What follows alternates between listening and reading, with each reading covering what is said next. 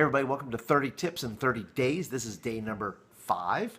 And my tip for today is tear down the barriers to making people feel welcome. Now, everybody wants to feel welcome. Students want to feel welcome. But you know what? Think of some other people. Do parents feel welcome in your youth ministry? Does your pastor feel welcome in your youth ministry?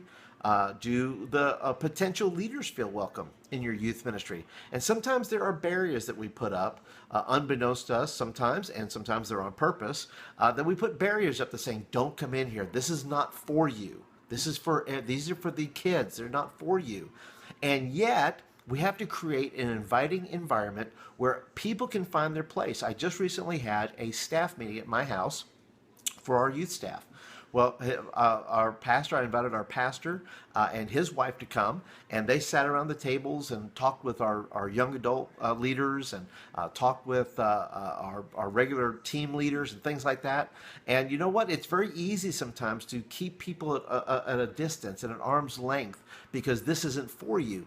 And yet, if we're the church, we should be trying to break down every barrier possible so that people can connect, right? And so the question I would ask you today is what barriers do you have right now that are keeping kids from feeling welcome, parents from feeling welcome, people in your church from feeling welcome into your youth ministry, even maybe your pastor?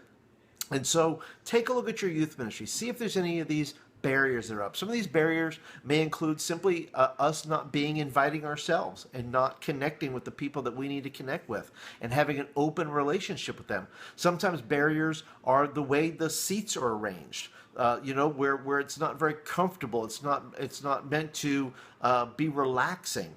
It could be anything like that. But consider the barriers you may have in your youth ministry. Sometimes it's in branding and in marketing, how you display your youth ministry, whether it's all about us or is it a welcoming and inviting place that you invite people into and say, come be with us. It doesn't matter. Come be, if you're in the church, I've asked plenty of times, I've had adults from the congregation come down and share their testimonies, share why church is important, share why youth group was important to them. And I do that because I want to break down the barriers to let every adult know, parents, all the people within the church, to say, this is a welcome place. Youth ministry is a welcome place for anybody to come into and engage our students and be able to talk and share your story. So think about some of the barriers you may have in your own youth ministry, and then think about how to tear them down, how to be more inviting, more welcome, and keeping your arms wide open, versus having your arms crossed like this. So that's my tip for today, guys. I hope that it's helpful to you. I hope that you will consider subscribing to this channel here if you're not a subscriber yet, and get videos like this in your inbox.